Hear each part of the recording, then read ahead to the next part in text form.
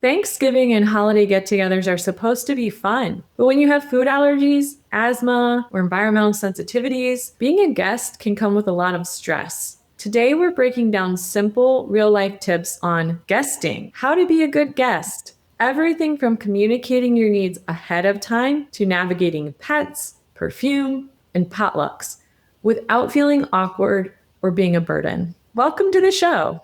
Ladies, when you are either talking with patients or planning ahead for your own needs, being a guest in someone's home, what are some of the things that you talk about or think about? I think first and foremost, safety is number one, and wanting to ensure, when you think about safety, you want to make sure you have safe air, safe water, safe food. Those are kind of those things that are going to keep us alive. And so that's where we put a lot of the emphasis, but communication about those needs is really where the key lies.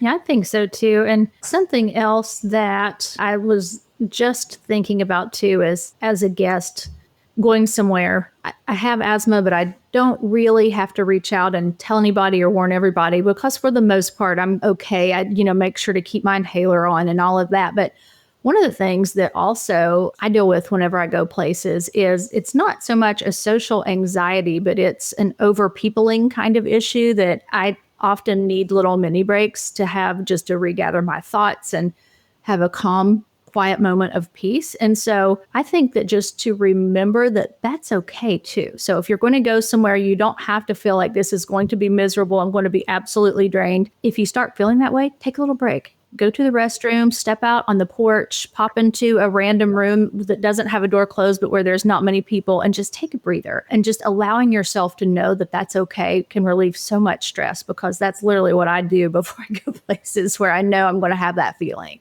I like the take a break concept. And I think about on Thanksgiving, it's usually warm enough you could go outside. So like taking a walk is a really nice thing that you could do that.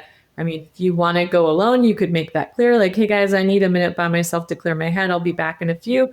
Or maybe it's just you need to be outside and invite other people to go on a walk with you.